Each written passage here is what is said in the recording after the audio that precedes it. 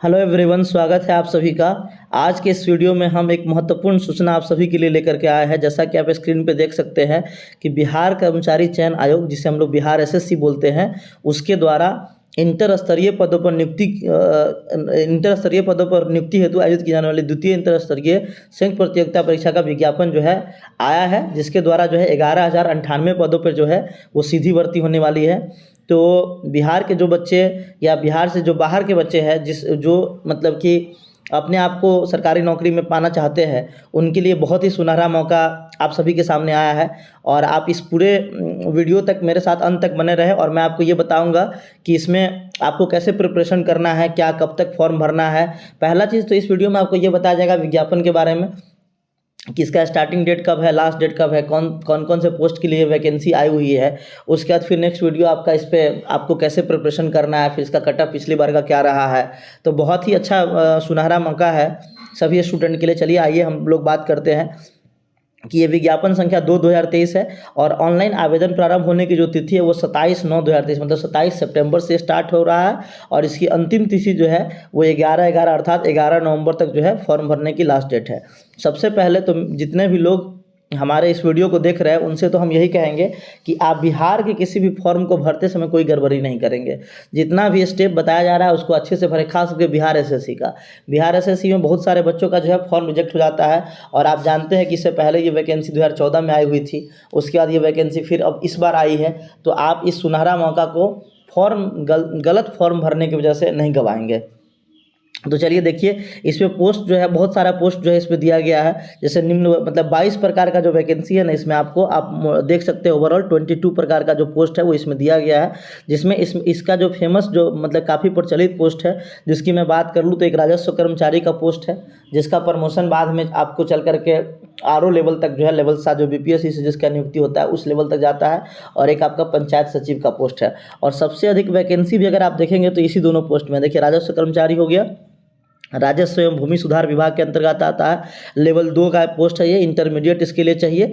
और देखिए इसमें जितना भी सीट है ना वो सब आपका 12th लेवल पे ही है। जो लड़का इंटरमीडिएट पास है, कुछ पोस्ट जो है वो इंटरमीडिएट साइंस से चाहिए, नहीं तो ऑलमोस्ट जो भी पोस्ट है वो सब आपका इंटरमीडिएट, जो किसी भी स्ट्रीम से इंटरमीडिएट पास है उनके लिए जो ये वैकेंसी है। आप देख सकते हैं राजस्व कर्मचारी का टोटल पोस्ट जो है आपका कितना है, 3559 है। जिसमें आपको जो है बिहार में रिजर्वेशन भी देखने को मिलता है कि आपके मतलब कि जो फीमेल है उनके लिए 35% रिजर्वेशन भी है इसमें।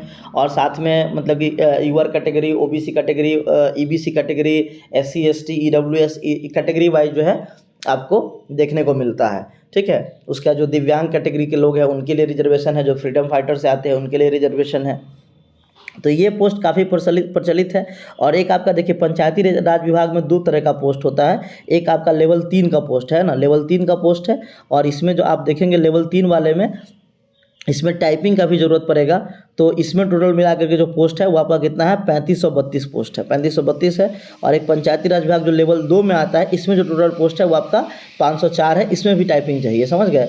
तो राजस्व कर्मचारी वाला जो पोस्ट है उसमें आपको टाइपिंग नहीं चाहिए, नहीं तो यहाँ पे आप देखेंगे कि ऑलमोस्ट जो पोस्ट है उस पर टाइपिंग आपको चाहिए ही चाहिए। और एक चीज़ मैं आपको बता देना चाहता हूँ कि टाइपिंग आप ज़रूर करिए, क्योंकि टाइपिंग वाला जो भी पोस्ट है ना वो बहुत अच्छा होता है, ऑफिशियल ड्यूटी होता है। और उसमें आपके ऊपर जो है वर्कलोड आपका उस तरीके का नहीं रहता है, बहुत रिलैक्स मतलब कि उस नौकरी को करेंगे। चाहे वो रेलवे में टाइपिंग का पोस्ट जैसे JAA हो, या सीनियर क्लर्क कम टाइपिस्ट हो, या फिर बिहार एसएससी के थ्रू जो लोग पहले मतलब कि 2014 वाले वैकेंसी में जो 22 में सेलेक्ट हुए हैं, कुछ हमारे फ्रेंड राजस्व कर्मचारी में है, कुछ पंचायत सचिव में है, और कुछ जो है आशु लिपिक मतलब निम्न वर्गीय आशु लिपिक में है। तो सबसे ज़्यादा खुश अगर देखा जाए तो निम्न वर्गीय लिपिक वाले जो लोग हैं वही लोग हैं। इसमें मैं आपको एक चीज़ और बता देना चाहता हूँ कि 10 नंबर और 11 नंबर को अगर आप देखिएगा तो 10 नंबर में आप देख सकते हैं स्क्रीन पर फाइल एरिया निरीक्षक का पोस्ट है। बिहार एसएससी सीजीएल जो हुआ है जिसमें आपका मतलब कि इससे रिलेटेड एक पोस्ट बनाया गया है मलेरिया निरीक्षक का, मलेरिया निरीक्षक पदाधिकारी का। तो वो लेवल 7 का पोस्ट है। लेकिन यहाँ पे आपको 12th लेवल से लेवल 4 का नौकरी करने का मौका मिलेगा, फाइलेरिया निरीक्षक। और ये वैसे बच्चों के लिए है जिनका इंटरमीडिएट जो है वो साइंस विषय से, स्वास्थ्य विभाग के अंतर्गत आता है, ये लेवल 4 में आता है। ठीक है, तो ये भी बहुत अच्छा पोस्ट है। और साथ में सहायक अनुदेशक का पोस्ट है जो कि मंत्रिमंडल सचिवालय, ये आपको सचिवालय में आपको मिलेगा, ये भी लेवल 4 का पोस्ट है। और इसमें भी आप टोटल वैकेंसी जो है आप काउंट कर सकते हैं, 7 वैकेंसी जो है टोटल है। तो ये दोनों जो है लेवल 4 का पोस्ट है, बाकी आपके जितने भी रिमेनिंग है वो लेवल 2 और लेवल 3 का पोस्ट है, ठीक है। तो आप सभी लोग जो है इसको इस मतलब कि PDF को मैं आपके टेलीग्राम चैनल पे अपलोड कर दूंगा, जो कि इसी नाम से है, और आप जा कर के PDF डाउनलोड कर लेंगे और उसके बाद इस सारे वैकेंसी को अच्छे से पढ़ना है पहले आपको कि कौन कौन सा पोस्ट है। आपको इस वीडियो के बाद मतलब कि हर एक पोस्ट का क्या काम होता है, उसकी क्या सैलरी होती है, ये मैं आपको बता दूंगा। उसके लिए आप यहाँ पे बने रहेंगे। और अभी मैं केवल ये बता रहा हूँ कि आपको पहले फॉर्म भरना है, फॉर्म भरते समय आपको कोई भी गलती नहीं करना है, ठीक है। देखिए, न्यूनतम शैक्षणिक योग्यता में जो है इंटर, किसी भी मान्यता प्राप्त संस्थान से इंटर एवं उपरोक्त तालिका वर्णित पदों के सामने उल्लिखित न्यूनतम शैक्षणिक योग्यता में उत्तीर्ण होना अनिवार्य है, ठीक है। आरक्षण की बात कर लेंगे तो आरक्षण का जो प्रावधान है बिहार में, अभी मैं बताया ही था, वो आरक्षण यहाँ पे दिया गया है। हर वर्ग के लिए अलग अलग आरक्षण है, दिव्यांग अभ्यर्थियों के लिए भी आरक्षण है। तो यार जो स्वतंत्रता सेनानी के पोते नाती होते हैं उनको जो बिहार में होने वाली परीक्षा में 2% का आरक्षण दिया जाता है, तो ये भी इसमें सुविधा है। और साथ में अगर हम लोग उम्र सीमा की बात कर ले तो आपका उम्र सीमा जो है ये काउंट होगा 2015 से, क्योंकि उस समय जो है मतलब कि उस टाइम पे जो है 2014 में वैकेंसी आई थी, उसके बाद ये वैकेंसी 23 में देखने को मिल रही है, तो 14 के बाद वैकेंसी 15 में आना चाहिए था ना। तो इसीलिए लिखा हुआ है कि अभ्यर्थियों के वैसे जो दिनांक 1/8/2015 को सरकार द्वारा निर्धारित अधिकतम उम्र सीमा निर्धारित करते हैं एवं उक्त तिथि तक एक निर्धारित शैक्षणिक योग्यता धारण करते हुए भी उम्र सीमा के आधार पर सामान्य प्रशासन विभाग के पत्रांक 212 दिनांक 23/1/2006 के आलोक में इस परीक्षा के लिए पात्र होंगे। बहुत इंपॉर्टेंट सूचना है कि जिनका एज अगर ज़्यादा हो रहा है तो वो 2015 से काउंट करेंगे। न्यूनतम आयु सीमा जो इसमें रखा गया है वो 18 वर्ष रखा गया है, ठीक है। और अधिकतम आयु संख्या जो है अनारक्षित वर्ग मतलब जो यूआर कैटेगरी के हैं उनके लिए 37 वर्ष है। फिर यूआर कैटेगरी में जो महिला है उनके लिए 40 वर्ष है। पिछड़ा वर्ग, अत्यंत पिछड़ा वर्ग के पुरुष महिला के लिए 40 वर्ष रखा गया है। और अनुसूचित जाति जनजाति पुरुष महिला के लिए जो है आपका 42 वर्ष रखा गया है, ठीक है। तो एज का तो कोई प्रॉब्लम नहीं होगा। बाकी जिनका प्रॉब्लम है वो जो है आप पीछे मतलब कि आप देख सकते हैं अपना कि 1/8/2015 से आप अपने अधिकतम उम्र सीमा को काउंट करेंगे। उसके बाद परीक्षा शुल्क की बात करने लगे तो सामान्य वर्ग, पिछड़ा वर्ग जो है या अत्यंत पिछड़ा जो पुरुष अभ्यर्थी है उनके लिए जो है 540 रुपया है परीक्षा फ़ी है। और अनुसूचित जाति मतलब फॉर्म भरने में आपको 540 रुपया पे करना पड़ेगा। अनुसूचित जाति और जनजाति जो बिहार के अस्थायी निवासी है उनके लिए 135 रुपया है। और सभी श्रेणी के जो दिव्यांग लोग हैं उनके लिए 135 है। महिलाएं जो बिहार के अस्थायी निवासी है उन महिलाओं के लिए 135 रुपये है। और बिहार राज्य के बाहर के जितने भी अभ्यर्थी चाहे वो पुरुष हो या महिला उनको भी 540 रुपया पे करना पड़ेगा, ठीक है। वही अगर हम लोग बात कर लेंगे तो परीक्षा की जो प्रकृति होगी ये आपका वस्तुनिष्ठ प्रकार का होगा, समझ गए। तो और कह रहा है कि 40,000 से अधिक है तो परीक्षा जो 2 पाली में आई थी तो वो 40,000 से ज़्यादा भर्ती आप मतलब कि फॉर्म भरने को दिखेगा ही। कम से कम अगर फॉर्म भराएगा तो 20 लाख भराएगा, उससे कम तो नहीं भराएगा, ठीक है।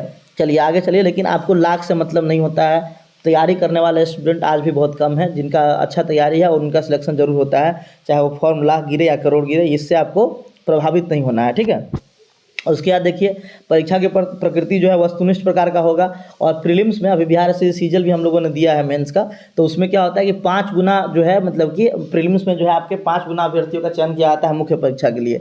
तो यहाँ पे भी ऐसा ही होगा, मुख्य परीक्षा के लिए फिर अलग से विज्ञापन होगा, फिर फॉर्म भरना पड़ेगा और फिर मुख्य परीक्षा लिया जाएगा, ठीक है। प्रारंभिक परीक्षा में जो कि आपका जो सिलेबस होगा वो इस प्रकार से होगा: सामान्य अध्ययन होगा, समान विज्ञान एवं गणित होगा और मानसिक जांच क्षमता परीक्षा तक ये आपका रीजनिंग होगा।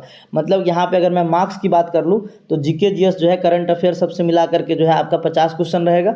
सामान्य विज्ञान और गणित ये दोनों मिला करके 50 क्वेश्चन रहेगा। और आपका रीजनिंग जो है मानसिक क्षमता जांच से 50 क्वेश्चन, अर्थात 150 नंबर का जो है 150 नंबर नहीं 150 प्रश्न आपका रहेगा। और प्रत्येक प्रश्न जो है 4 नंबर का रहेगा, ठीक है।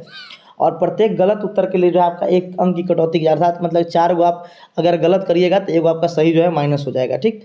परीक्षा की अवधि जो है वो 2 घंटा 15 मिनट रखा गया है। प्रारंभिक परीक्षा में भाषा का माध्यम जो हिंदी या अंग्रेजी होगा। अगर मान लीजिए अगर हिंदी अंग्रेजी में कोई प्रश्न अगर भिन्न है तो अंग्रेजी के प्रश्न ही मान्य होंगे। ये हर एग्जाम में आपको देखने को मिलता है, ठीक है। सिलेबस की अगर हम लोग बात कर लेंगे तो सामान्य अध्ययन में आप जानते ही है कि सामान्य अध्ययन में जितना आप पढ़ते हैं मतलब जो भी आप पढ़ते हैं, आप इतिहास पढ़ते हैं, भूगोल पढ़ते हैं, नागरिक पढ़ते हैं, आप करंट अफेयर पढ़ते हैं, इकोनॉमिक्स पढ़ते हैं, बिहार भारत इसके पड़ोसी देश के संबंध के बारे में भी बिहार से क्वेश्चन 2-3 देखने को मिलता है। समसामयिक विषय में करंट अफेयर में आपका वैज्ञानिक प्रगति, राष्ट्रीय अंतर्राष्ट्रीय पुरस्कार, ये सिलेबस के बारे में हम लोग डिटेल में चर्चा अगले वीडियो में करेंगे। उसके बाद वीडियो में हम लोग कट ऑफ के बारे में चर्चा करेंगे कि पहले क्या कट ऑफ रहा है, क्या सेफ स्कोर रह सकता है। उसके बाद एक वीडियो आपका आएगा कि हर पोस्ट के बारे में कि हर पोस्ट का क्या काम करना होता है, क्या सैलरी है उसका। इसको हम लोग बाद में देखेंगे। देखिए, भारत और उसके पड़ोसी देश हो गया। सामान्य विज्ञान और गणित में मैट्रिक स्तर का प्रश्न पूछा जाएगा। सामान्य विज्ञान आपका भौतिक शास्त्र, रसायन शास्त्र और जीव विज्ञान है। गणित में जो है आपका जो है यहाँ पे अर्थमेटिक से ही क्वेश्चन देखने को मिलता है, ज़्यादातर क्वेश्चन वहीं से रहेगा। उसके बाद मानसिक क्षमता जाँच है। क्वालिफाइंग मार्क्स में कहा गया है कि मिनिमम 40% आपको मार्क्स लाना है अगर सामान्य वर्ग से है तो। पिछड़ा वर्ग से है तो 36.5%, अति पिछड़ा से तो 34%, अनुसूचित जाति जनजाति से तो 32%, महिला वर्ग में 32%, दिव्यांग में 32%। ऑनलाइन आवेदन प्रारंभ करने की तिथि मैंने आपको बता दिया 27/9/2023 है, और ऑनलाइन आवेदन भरने की जो अंतिम तिथि है वो 11/11/2023 है। ठीक है, आपको फॉर्म भरते समय बहुत ही सावधानी से फॉर्म भरना है, उसमें कोई गलती नहीं करना है, क्योंकि आपका अगर फॉर्म गलत हो जाएगा तो आप पहले ही परीक्षा से बाहर हो जाएंगे। इसलिए किसी भी स्टूडेंट के लिए सबसे ज़्यादा दर्द यही होता है कि वो बिना परीक्षा में अपीयर हुए ही परीक्षा से बाहर हो जाता है। तो आप फॉर्म बहुत सावधानी से भरेंगे। बिहार में बहुत सारे बच्चों का फॉर्म जो है वो रिजेक्ट कर दिया जाता है। ठीक है, तो उस पर आप कोई भी मतलब कि वो नहीं करेंगे। और उसके बाद जो भी चीज़ें दिया गया है इसमें, उसको थोड़ा सा एक बार आप अच्छे से पढ़ देंगे।